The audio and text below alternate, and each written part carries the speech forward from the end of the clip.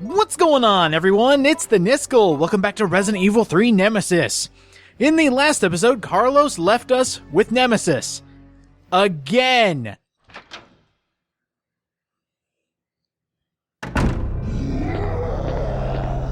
He's not attacking. Oh, there he is! In an earlier episode I mentioned, I could have sworn Nemesis came running through a building at one point. Yeah, this is the point. In this general area is where you want to fight Nemesis. You need to bring your acid rounds, your flame rounds, anything to deal a lot of damage. Mainly flame and acid rounds. Nemesis also has these new extra whips on his hand, which do a lot of damage. For example, this is a terrible attack to get hit by. He can do that between 1 and 3 times. He can also trip you to bring you closer, and overall, this new Nemesis, I don't like him too much. When he goes down, there is actually a way to trick out his AI, and it actually has to do with this hallway right here, this little hallway. Oh, shoot, I wasn't far away enough. Yeah, if you can get your grenade launcher, get back far enough, he will get caught, he will get caught on the door to where he can't get you, but unfortunately right now I'm not doing a very good job of showing that. But primarily this is what you want to do, and hopefully... Whoa, just a little farther back and I could have dodged everything. Yeah, I'm on danger. I really shouldn't have let this get out of hand like this. And there he goes. I believe it was post-text in the last episode, but if you actually take down Nemesis as Carlos, just one time, that actually carries over to when you fight Nemesis as Jill. So if you damage Nemesis on the way back to recover, to save Jill, you will actually have an easier time fighting Nemesis as her. So pretty cool. Good job, Capcom. We'll give you a round of applause for that. Be sure you have the lockpick. I actually got all the way to where I needed to be and then I forgot it. So before you go out here and fight Nemesis, be sure to grab the lockpick. And the 6th item you get from Nemesis for beating him is another first aid spray box. That's 3 free fully healing items. Again. So very good item. Very, very nice. And I also noticed while coming back here, he doesn't get up and show up in a different room anymore. He's gone. He won't come back for a while. Maybe if you mess around enough, he'll eventually show up, but right now, he has disappeared and Nemesis is not coming back. Now, I mentioned before that the game cannot advance without Carlos's input, and it's no more apparent than in this segment right here. The only reason we couldn't move on with the game as Jill is because she's not strong enough to move something out of the way. Needed big, strong Carlos, the man who leaves women to die. Need his help, of course. And it was all because of this room in here. It was just this giant bell that was here because of the clock tower. We couldn't move it because we weren't strong enough.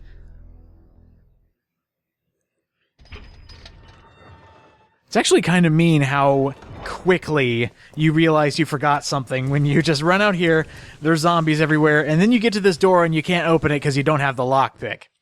We can't go anywhere without that lockpick, so be sure to bring it if you want to save some time. Oh good, another save room.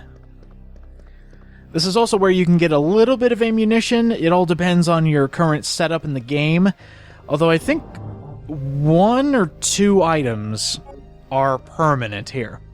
Like the ink ribbon, of course, is permanent. The picture on the table there, that's permanent.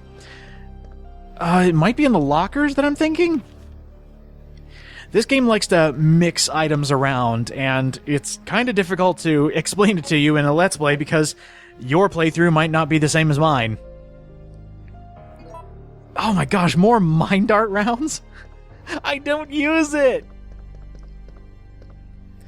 Looks like I got kind of screwed on this playthrough, but the only reason you're in here is for the part key, and if you want to save. I think I'll save saving for the next save spot we have.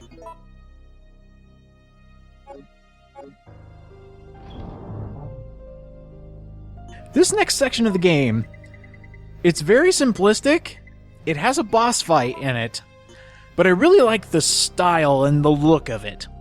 It's just, this is somewhere you wouldn't expect to go in a game like this. Because you got this whole giant city that you need to go through. and you escape it, you go to a clock tower, that's cool. So you get out of the suburbs and you get out of the main town, but then you end up at a park. That's kinda cool. By the way, we're gonna be rocking the sawed-off shotgun just because I love this gun so much. And saving ammo. I wonder what Jill's thinking when she comes out here. She's like, oh, that used to be a hospital. Wait, what happened? Carlos? Oh, I got the worst possible setup. There are hunters here. Oh, this is awful. I didn't want to fight hunters. Wow, I can't believe that worked. Well, that's awesome. One hit killing a hunter, I'll take that any day. And, of course, there's another one. The hunter's discovering what collision detection is. Oh, there we go. It seems the grenade launcher ammo, just the regular grenades, not good enough to kill a hunter in one shot, but all the extra grenade launcher ammo, flame, acid, freeze, those seem to kill them in one hit. Good to know that the specialty types are stronger than the regular.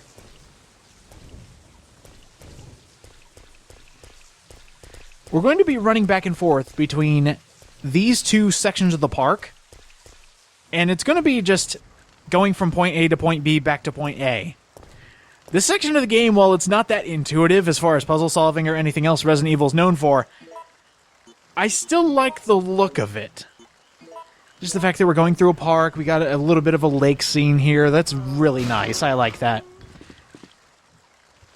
This is also one of the best setups I could have asked for in this part of the game, having regular zombies here. You're going to be dealing with either zombies or hunters in this part of the game. And it could be the obnoxious hunters, or it could be the even more obnoxious hunters. Let's see what I got. Oh, yep, hunters. Oh my god, I hate these guys. And there's 3 of them here. Oh, there's an... Oh, wow. This is terrible. Oh, this is awful. Ooh, why isn't that thing blowing up? I love the auto dodge. And it loves me. Wow, that was lucky.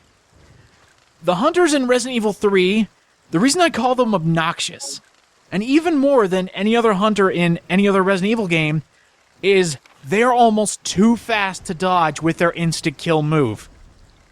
I have gone through this game a couple times to practice for this Let's Play, and almost every time I got to yellow caution with more than one hunter in the room, my head was gone. And it's just instantaneous. It barely takes a second for them to kill you immediately. Oh, it's not fun. And I can't believe that barrel did not explode. I was aiming for it and everything.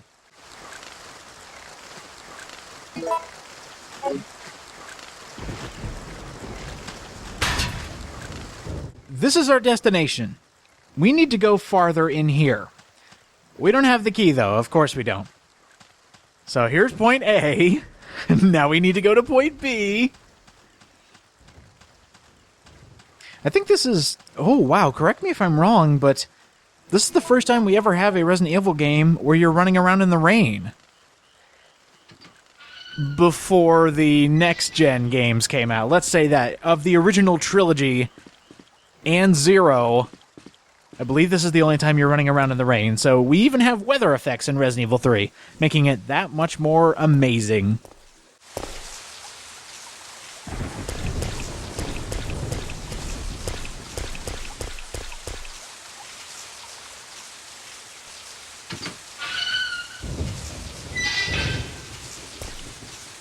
This is kind of an interesting puzzle. It's not too intuitive, but it gets the job done. Just in case you need them, there are green and blue herbs over here.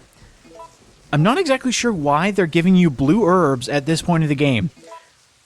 The only thing that comes to mind is there is one setup of enemies where you have to fight spiders, and those are about the only things that can poison you at this point of the game. Yeah, that's the only thing I can think of.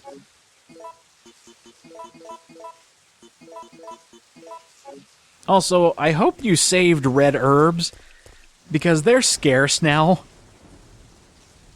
Here's what we have to do for this puzzle.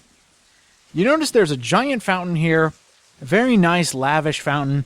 There are different combinations of the gears to make different parts of the fountain move. So what we're going to do is make the fountain stop.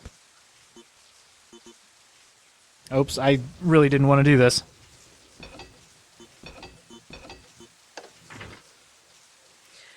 How you move the gears is whichever one you click on will move to the next open spot. If there's a gear in the way, it won't move. Actually, going into the fountain, you can find the real solution. Now, if I was an employee of Raccoon City, if I was actually the architect who made this fountain, I would not put the instructions to drain the fountain in an easily seen spot. In fact, I wouldn't put it up at all.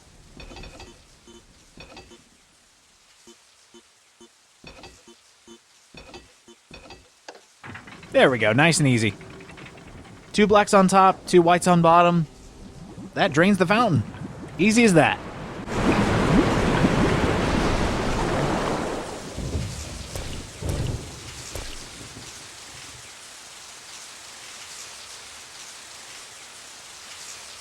I want to see if we can actually fill the fountain again.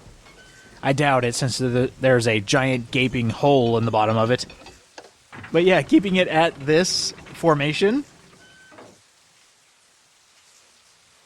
Hey, we started the middle of the fountain.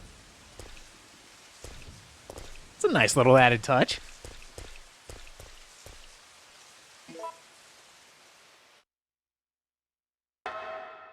I also can't believe that if you pay attention to where we're actually going, there's a fountain. Okay, fountain in a park. That's not the mysterious part. Oh, I forgot about that. Anyway, the mysterious part is... Stop interrupting me! I love those guys. They just fall out of nowhere. But look where we're at now. We just came out of a well, or a sewer, if you will, and we ended up in a graveyard. And the layout of this entire map, there is no other way to get into the graveyard.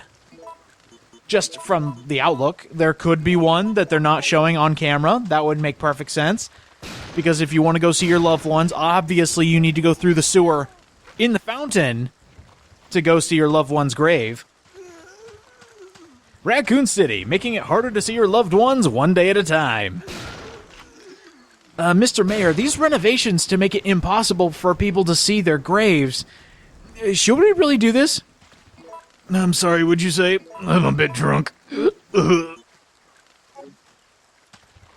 also appear to be a zombie, sir. Is there something you wanted to do about that? Nah, just forget it. Raccoon City's dead. That is my interpretation of the Raccoon City Mayor. I'll be accepting open auditions from my secretary. I love collision detection sometimes.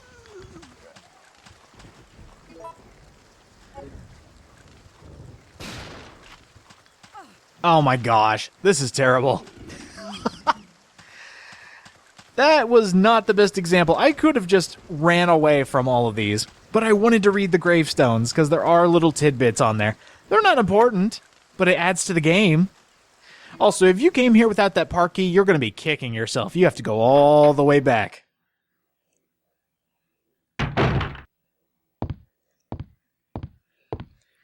This is a good place to stock up. They give you gunpowder. They give you a save room. We're going to be doing some fun stuff here. Maybe not fun in the normal sense, but hey, as long as it advances the game. We're also going to be learning about a conspiracy.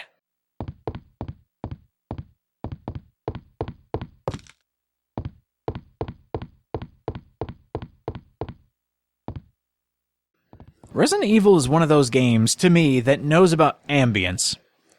There's no music in a lot of the different segments of the game. The only thing you can hear are the sounds of zombies in the background. Sometimes other monsters in the background. So it's really cool to find a brand new area, not knowing what's going to come around the corner, And the only thing that helps it is the lack of music. And then you hear like a shambler somewhere. It's really good. The current Resident Evils have forgotten about this. There's a lot of points where there's always some background noise.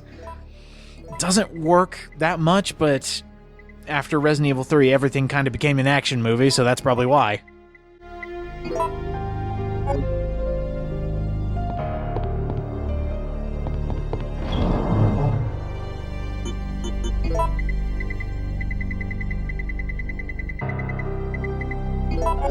I didn't forget, honest.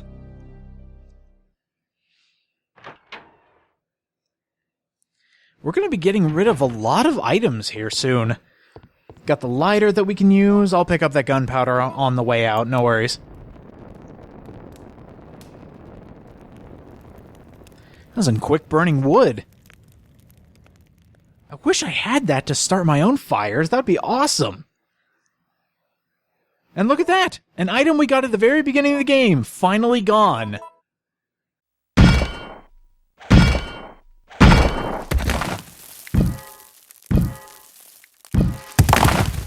Because obviously, right?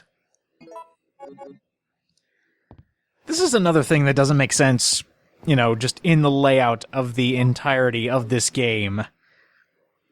There's a secret passage behind the fireplace. Which means, in order to hide that place, they either had to crawl out of the hole of the fireplace, replace bricks, and put wood in front of it to hide that fact. Or you know what they could have done? Cemented the wall off. Because look at all this extra crap. Look at all this. Oh, and even more grenade launcher rounds. That's amazing. Gladly take those.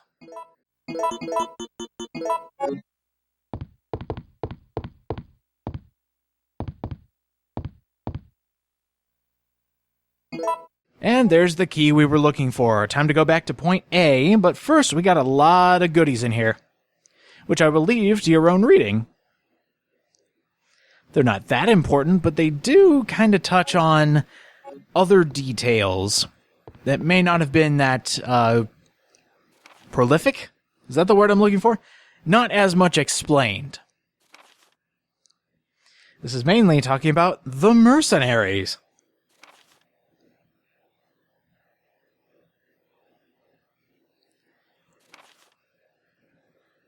A giant alligator? We won't see that for a while. Not in this game, though.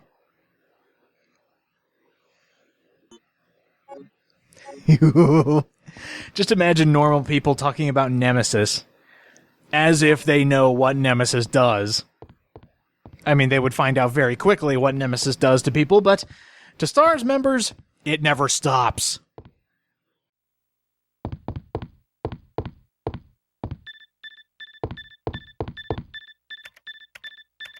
All supervisors, mission terminated. Return immediately. Repeat. All supervisors return immediately. Over. Silly phones, I can only receive calls, I can't send them! Well, I guess the mission's over. Bye, everybody, this is the last episode of Resident Evil 3. We're done. I'm quite impressed you've managed to stay alive up until now. And you seem to be doing a pretty good job of looking out for yourself. How about helping out? I have no intention of helping you. Because we're nothing but pawns in all this? In a manner of speaking, you are. Our employers wanted a detailed analysis of the zombie beings which were created through infection by the T-virus. You're saying that they deliberately sent in a military unit to be butchered by their creations? Not exactly. Although the conditions encountered on this operation were extreme, it was an unexpected outcome that the team would be wiped out. We were only required to collect live data from the subjects.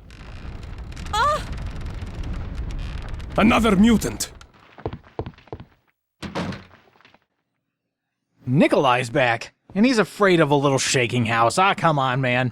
Well, next time on Resident Evil 3, we're gonna head back to point A. But first, let's talk about one thing that I won't be able to show off in the normal Let's Play. Enhanced ammo. After you mix enough gunpowder, mainly singles, you will eventually get the option to make enhanced ammo. What this is, think about it as double damage handgun ammo that you can only use for the original gun. Same with the shotgun. If you have an enhanced shotgun ammo, you can only use it in the original. It is double the damage, it has a bit of stopping power, but in my opinion, the Eagle handgun's still better. Remember how I was talking about those aquatic-looking hunters? Yeah, they're here. They show up in any place that has water. And they're terrible enemies. Oh, and something I forgot to pick up in the normal Let's Play, the park map is here. So be sure not to forget it. And I just want to reiterate, screw those hunters. They suck. They're not as fast as the other obnoxious ones, but they're still pretty deadly.